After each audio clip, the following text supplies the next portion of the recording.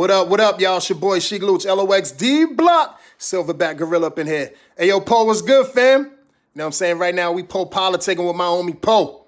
You heard? Poe politicking. That's hard. You know what I mean? Where self-help meets hip-hop. You know what I mean? That's what it is, man. Poe was good. DJ Period, just two black brothers. You know what I'm saying? We three black brothers. The Locks doing what we do, too. You know what I mean? Preserving the hip-hop culture and all that, and introducing the future stars. Hey, yo, keep shining, King. You already know what it is, man. We got you over here. You do your thing over there. Sheik Luch, LOXD Block. Yeah, Poe politicking. Peace. PoePoliticking.com. Oh my fucking God, papi, me estás manejando loca con este tributo. ¿Sabe que tenemos cama, no? The fuck? Esta es la segunda vez esta semana. Hoy voy a manejar y no me importa más, ¿ok? Cat got that heat. I woke up in a A.P.R.I.L. Baby girl look like a Barbie. She wanna be permanent just like a Sharpie. I let her ride like a Harley. Know I'm the life of the party. I'm popping the ops while I'm puffing that Molly. I woke up in a A.P.R.I.L. Baby girl look like a Barbie. She wanna be permanent just like a Sharpie. I let her ride like a Harley. Know I'm the life of the party. I'm popping the ops while I'm puffing that Molly. Every little thing is gonna be alright. I bet my life, short on love, feeling thug. I know I ain't met my wife, but this my summer. Hottest saunas. Birdman said I'm a stunner. Gassed up like a Hummer. Such a dummy, don't get done up. Yeah, I like my girls pink in the middle. Play dumb, but they think in a little. Probably the smartest ones in the room. Feeling me, mini me's coming soon. Feeling merciful, don't make me hurt you. The circle go way up, yeah. Getting cheap like lasagna in silence. We don't gotta say much. Same old shit with the same gang. Dying with my niggas is a honor. Won't rest till I get them Rarries. Came a long way from a Honda. Fucking up the game on one accord. Need 100 mil, then 100 more. Remember when my pockets was dumb fit. Now I run it up on some Forrest Gump shit. Tell them I still a wiggle. Build my blocks up like Legos. I told her let's go to Legos. Put my partners on payroll. Never pace with them pesos. Smoking sticky, that pistol. Can't feel my face, so it's case close. Rapido racing, they stay slow. Excuse me. I woke up in a Ferrari. Baby girl look like a Barbie. She wanna be permanent just like a Sharpie. I let her ride like a Harley. Know I'm the life of the party. I'm popping the ops while I'm puffing that Molly. I woke up in a Ferrari. Baby girl look like a Barbie. She wanna be permanent just like a Sharpie. I let her ride like a Harley. Know I'm the life of the party. I'm popping the ops while I'm puffing that Molly. I'ma need to tribute though. With a bad thing, damn a cute hoe. Bumping no ceilings, where the roof go. She looking for a family like a group home. At the top, he sloppy, I'll adopt it. Got me blasting off just like a rocket. Then I plug that ass just like a socket. You looking shocked was never not an option. Tell him I got it, bro, I'm winning the race. That's that Nipsey, you get a marathon continues. They knew they wouldn't last in the first place. Couldn't get the cake on their birthday. We not the same. I'm real as fucking you lame. Your girlfriend showed me her pinky, she giving me brain. She know that Troyman a genius, so that's why that dome is insane. Yikes, ay Dios mío. I had a dream, I slept in a Rari, it felt so real. Fuck it, let's make a deal. I'ma rap you my skills. You stream, that turns into green, and I'm up the hill. About to cop me some wheels. Truck in the front, what's up with it? Hood nigga, so I smoke blunts in it. Deal on the way, we done did it. Just to die for, I'm on my high horse. Whipping wisdom, attacking time, come swerve on my course. Going Oz, Barkley, crazy with the cadence till I give me a Rari. I woke up in a Ferrari. Baby girl look like a Barbie, she wanna be permanent just like a Sharpie. I let her ride like a Harley. Know I'm the life of the party. I'm popping the ops while I'm puffing that Molly. I woke up in a Ferrari. Baby girl look like a Barbie. She wanna be permanent just like a Sharpie. I let her ride like a Harley. Know I'm the life of the party. I'm popping the ops while I'm puffing that Molly.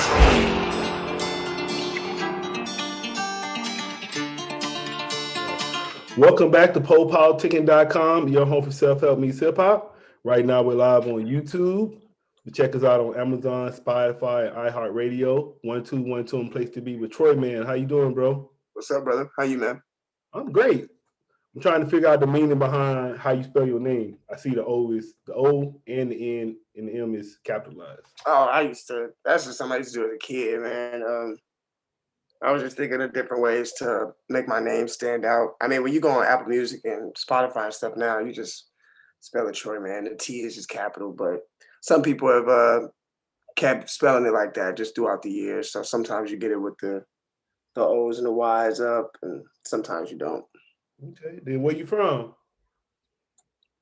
Born in San Francisco, raised in Oakland. Moved to Atlanta. I'm currently in Atlanta. I've been here for about 12, 13 years now.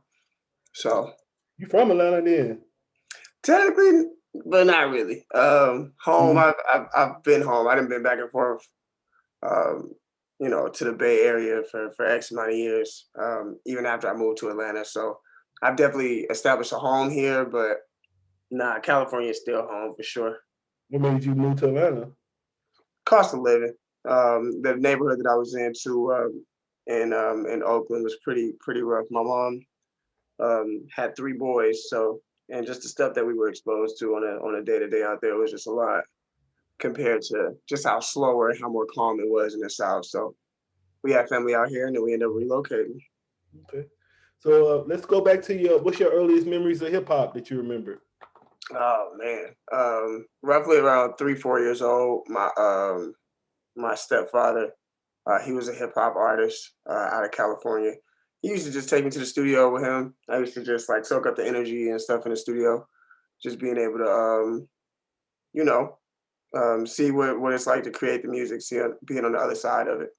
So yeah, that was pretty much it. That and him listening to Tupac consistently definitely pushed me in the direction of wanting to do hip hop. So. So how did you end up becoming a MC?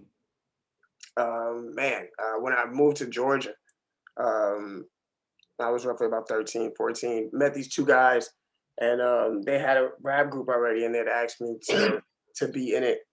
This group called the Young Hustlers, and I rapped with them for a project, and then after that, truly realized that the solo move was definitely the way for me, you could say. And then, since then, since about 14, 15, I've been rocking solo, developing my own sound and gathering my own audience. Mm-hmm. So how would you describe Troyman, the person? I'm definitely a natural leader. I think people view me as that naturally. I'm the oldest of 4 boys, so I find myself in leader-like positions, you could say. I think that's what Troyman is. Almost like you're very, almost like a rap superhero, if you will. The name and it's everything. That's really what I kind of want to take. Want people to take from my name when they hear it. Like I am a full representation of myself, but then at the same time, what I'm representing in hip hop is something I think is truly triumphant and heroic. So hopefully that's what people take from it. So what's your superpower? Just being able to understand perceptions and give a general perception for everybody to understand and relate. I think I'm pretty good at looking at people's situations and their journeys and making it very, very understandable for people who don't understand it. So, and that, and of course, metaphors and just wittiness and my flow on the record, I truly feel like is definitely another superpower. Just being able to have people hear me properly too. So, yeah. Okay, then describe Troyman, the artist. I've come to the realization that Troyman is this highly energetic performer, knowing exactly what to say in the sake of metaphors and things like that. But Troyman is a person that knows how to turn the crowd upside down, pretty much. The metaphors are there, the concepts of the songs are there, and I think that's what Troyman's embodiment is, just being able to raise energy on a positive scale for the viewers and the listeners, I think. Who are your influences? Tupac, outside of that, Dr. Dre, Kendrick Lamar, J. Cole, Jay Electronica, Jay-Z, just to name a few, Biggie. The very, very strong stars, Chris Brown, Swiss Beats, some actors, Will Smith, Denzel. Yeah, you name it. It's a lot of people, but the main people I could definitely say is Tupac and probably Tupac and Will Smith. Yeah, they said Dr. Dre just got back in the studio. I'm glad to see he recovered, man. Yeah, he was going through some stuff in his personal life and beginning to leak over into social media and stuff. Stuff like that can take a toll on people. I'm just glad he's back, man. And you was kind of hitting on it throughout the interview, but what are some of your what makes you unique as an artist? I think it's my overall approach on music. I try not to make music that's too typical or that has been heard before. I think it really comes down to I think the music that I really try to make is I want people to either feel really good, smile, laugh, or learn. And the music that I'm making is usually you can hit one of or a couple of those emotions or feelings with the music. So I think that's my overall general idea on how my music is accepted and how I approach it. It's just to stick out like a sore thumb for real. And then I saw you. I know you was on the show on Netflix, the rap contest, Rhythm and Flow. So what rapper team was you on? It wasn't teams. It was like the judges though, right? It was like Cardi B, Chance. Yeah, Cardi, Chance, T.I. T.I. was the person who kind of recruited me for the show. You could say that he was like I was kind of under his wing in the show. He kind of kept a specific eye on me because I was coming out of Atlanta. But it wasn't necessarily a team-based ordeal, you know what I'm saying? I think they showed appreciation over the whole board of artists. But T.I., I was blessed enough to still manage to have a relationship with him outside of the show too, based off of what I did in the show. So I thought that was pretty dope, you know. Yeah, how did you like the show? I think they did a really good job. The creator Jesse Collins, he had a vision, man, and in the beginning, he made sure he stuck to that plan, and a lot of people were very happy to be a part of the show and what it did. I think it truly brought a lot more respect back to hip hop and just the true overall artistry of how hard it is for hip hop artists to exist in this industry. But I love the show. The show was great. So one of my biggest blessings. What made you sign up?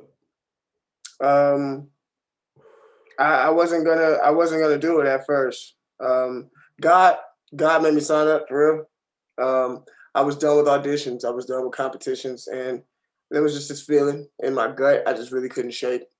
I didn't know what to think of it, and I really thought about it. It was really amplified when I would think about the show, and I did it. They had an audition held at this conference room in Atlanta, and I performed, and the rest was history. So I saw. So like you said, so you've been rapping even before the show, because like sometimes it's really like you don't really hear about the rappers before that contest. He's like, where did they come from? But I know Sasha been out for a while before that show. Yeah, she's been out for a minute. So I would say, so what you working on right now? Well, I just dropped a project January 8th. It's called Godspeed, just a little EP. It's 8 records. I'm doing another EP for Valentine's Day for the ladies. It's called Chocolates and Diamonds. And outside of that, I will be working on and finishing this Tay Keith album. Tay Keith blessed me with a project after the show, and really just been waiting on proper timing for the year to open back up. I mean, for the world to open back up. And once we get that go signal for that, we'll be releasing that too. So it's just been working, man. Quarantine still got you isolated from people and stuff, but staying in front of this computer, consistently getting beats, consistently making music. and just staying prepared, ultimately for when that proper time presents itself for me to go and take over the world. Okay. What would you say your main goals are for your career right now? I definitely want to cross 50 billion streams, Yeah. just throughout all the platforms. You said 50 I feel like billion? that's something. Yeah, 50 billion, 50 billion. Drake is the first artist that's done it. I know there's going to be countless amounts of artists that are going to do it again, but that is a goal. That is a milestone of mine. Is to, by the end of this, I want to cross that milestone. I want to tour. I want to sell out tours. It's time for me to go out and truly let these people know my presence on shows by my lonesome. I can't wait to sell out and visit all these different countries and things of that nature. But I think my biggest goal, and it's really formed itself throughout the last couple of years, is I want to remain independent. I've seen the true leverage on what artists fully independent, and what that consists of and what that looks like. And it's ownership, you know what I'm saying? It's what it is that everybody thrives to have in the industry, whether they get a record deal at first or not. So those are my goals. Things like the monetary things like Grammys and things like that, that would be great. But I don't think I've put my goals of my career on things like that. Like if it happens, I'll be forever appreciative. But if it doesn't, I'm gonna live. I'm not gonna lose sleep. So, but yeah, I think that's just the goals that's really taken over within this last 3 to 5 years for sure. What made you focus on ownership? Just seeing how much my people and everybody around me does not have anything. They put in a lot of work throughout X amount of years, X amount of time, and leave the situation empty-handed, whether that be in record labels or record deals, whether that be just any extent of business that these people decide to get in bed with. I've seen my people in particular, just take the short end of the stick. So it's caused me to kind of change my approach to what I want my business to look like moving forward. And it's gotta, I have to be on the upper hand of pretty much everything that I attach my name to. It's important. Yeah, I don't know. Cause I think, man, I don't know. I think you have to it's the way we think, because you got some people, they'll rather sign a $10 million deal and be signed than make 1 million by themselves. So it's like, shit, if you can make 1 million by yourself, do you really need this deal? But I think people don't think about how much they got to cut that money up too. Like you make that 10 million and you end up with 700, 800,000 just because you have to pay everybody that's put that money up. And it's like, that's where it gets sticky, And then I don't know, I even look at sometimes to have your control over your art is worth taking that cut and pay. So you can't always just be chasing the money, because then you're going to have to give up your art. If you want this money, like you say, then shit, you're going to have to do what they say. But then you take, you do it the hard way, then it's yours. So I respect that too, man. Yeah, it's important, man. I need something to pass on to my children when I have kids, I'm not going to do that working for other people throughout this entire journey. Some of that work needs to truly come back, and I need to see those accolades for myself versus, helping building these other companies and these corporations and stuff that really don't need your assistance. They just know that they can make money off of you. It's about you making money off yourself. And the minute you tap into that, it'll slowly begin to show in your life. So you say no grind, no grind, no shine, no grind, no shine, no grind, no shine. So what are some of your interests outside of music? I produce, but that's music. I really like painting. I think I'm gonna really get back into like contemporary art and painting canvases and stuff and see about selling that stuff. I like skating, like roller skating and things of that nature. But music is really so embedded into my life. It's like even the things that I do outside of music almost have like this direct attachment to it, So I play sports and stuff like that. I'm a pretty cool, chill, athletic guy, but it's like really a lot of the times, 85% of the times I'm making music. Music is really taking over my life. You been to the skating ring? Mm-hmm. You been to the skating ring? Yeah, I used to go a lot more when I was younger, but recently, just with time management coming in, you start to like not do, things that just make you happy the most, just living in the moment. I think sometimes you really can tap in and start putting more effort towards, changing your life. I would love to have a roller rink, in my backyard or some shit, or you know what I'm saying? Just really just putting in the gritty work now to a point where I could truly sit in the hobbies later. Yeah, what's your creative process when you're making music? It all depends. It all depends. Somebody can send me a beat and it can just, ideas can just immediately flood. I can immediately record it right there. Some beats, it takes me a while. I can end up writing a song for 2-3 months. And then everything else kind of falls in between. So there's no really blueprint process for real. It's more like when the inspiration comes, how do you utilize it? You know what I'm saying? And how do you get in front of it? Um, I've written songs all different kind of ways. There's been songs I've written, written down, handwritten. There's been songs I've just gotten up and freestyle, and they all sound, like they have that extensive quality. So there's no right or wrong way on writing a song, and I've realized that the more I've tried different records. So where you think you started? Really, at 13, 14, that was shit, 13 years ago, 14 years ago. I would say, Yeah, I would say yeah. what would you say is motivating you to stay at it? The reciprocation, just seeing how much people vibe with my art, the success that I've gotten up until this point is definitely giving me the signal to keep going. Shit gets hard, but ultimately, you got the option to quit or win, and quitters never win and winners never quit. So I think that's what's caused me to keep going. It's like I've gotten a taste of it, and I'm not in the building yet. So it's about still working until you can buy the building. Mm. And then what do you think is a good business to start right now for anybody listening?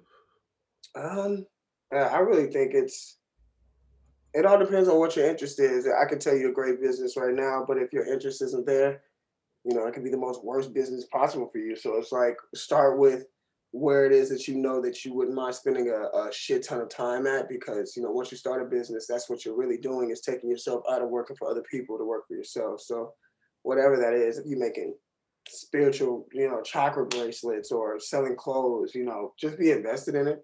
That number one. As far as right now, what people are gravitating towards, everything is online. Um, there's not enough. There's not enough clothes. There's not enough, different styles of that nature. There's people making shoes and all different kind of shit. But it's just about realizing what market you're in front of too. So, in the sake of making money, one thing I've been exposed to is, people are signing up for Forex and getting into foreign exchange, understanding capital interest. It's making their money that way, and they're truly able to go and invest it into themselves. So, but it's all up to you. It's all up to the business owner. Like me, I make clothing, I make music, I make beats, and I'm an actor. So you know what I'm saying. Outside of that, I'm pretty much doing everything that falls in that lane to help me acquire funds and exposure. So as far as business, it really depends. And what's the name of your label? I'm not with a label right now. I'm independent. I'm with United Masters. Okay, so I'm saying, do you have a name like your own label? But I just call my label at this point is Troyman. I don't got no label. Yeah, I don't got no label like that right now. I mean, I've truly thought of facilitating a label and bringing artists under me and stuff like that, but I haven't really crossed that bridge yet. I've been more so focused on bringing getting the cult following and the cult fan base, under my umbrella first before I can extend out and start introducing other artists that I truly believe in. But I truly see that happening. It's just not anytime soon. I give it another 3 to 5 years before I start thinking about what labels and stuff and how to tackle that avenue. But it is something I definitely want to be a part of because it's music business. So, yeah, what advice would you give to new artists trying to get into the game and get their name out there? Just make sure you got your rights, man. Make sure the music that you're making, it has no problem going straight on DSPs, because the last thing you want is to make music, make a dope record and stuff like that, and you can't put it out, or everybody's got to go to SoundCloud to listen to it. These people want accessibility. They want to be able to just click a button and whatever it is that you want them to listen to pops up in their phone in the next 5 seconds. Don't get music to quit. People quit all the time. Really serious about doing music. It's something that, you know, you have to really do this shit. It's not something that's gonna come easy. And one song will change your life. One song, literally one song will change your life. And while you're making multiple songs, realize that, you know, once that one song comes in play, that, you know, you got to get ready for that roller coaster, because the supply and demand of you and your brand is gonna be crazy. But just keep a level head too. I mean, the last thing that we want is an artist that just can't really take their mental to of what it is that they're enduring. So it's a challenge. Realize that it's one of the hardest professions in the world, is being a musician. Yeah, what would you like to say to your fans and supporters? Thank you for everything. I love you guys for everything that you guys have done for me in the sake of support. We're not done. Tell a friend and tell a friend and tell a friend, because the world is a huge place. And as much as I have a beautiful amount of people that support me and everything that I represent, what it's about really is, you know, spreading that word. And it's really about the people who believe in you the most, that are exposed to you the most, and don't mind sharing you the most. So to all my supporters, I say thank you. I love you, and tell somebody about me that you know does not know about me, so we can change some shit in this music industry and try to change some shit in this world. What are you trying to change? Attitude, perception. A lot of people in this generation, millennials included, give up on shit, you know, and I'm a walking testimony of, you know, dealing with bullshit and overcoming it.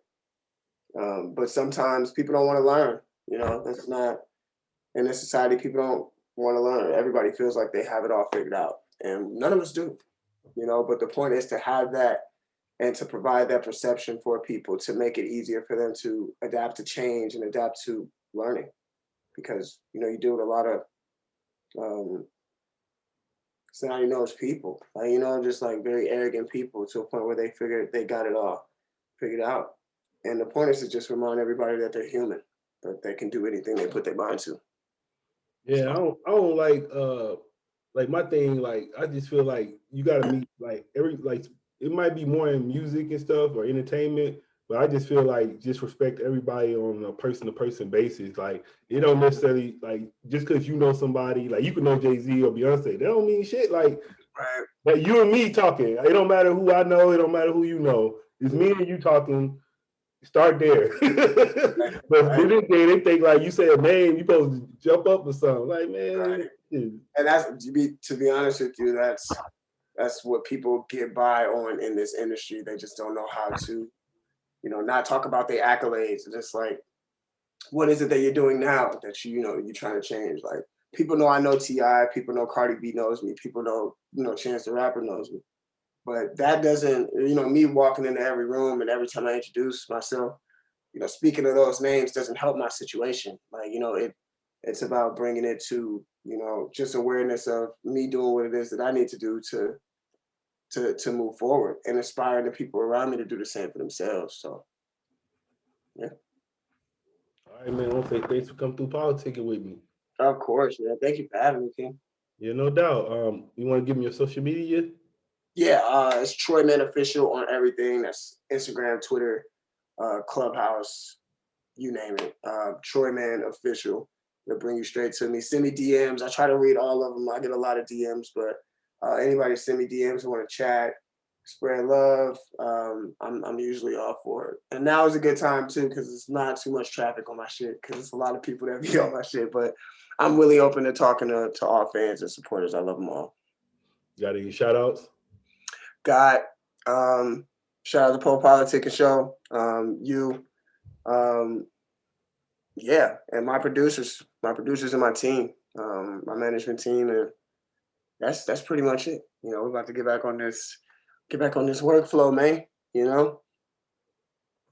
The Pole Politicking Show is brought to you by RapperT-shirts.com, home of the official Poe Politickin' merchandise.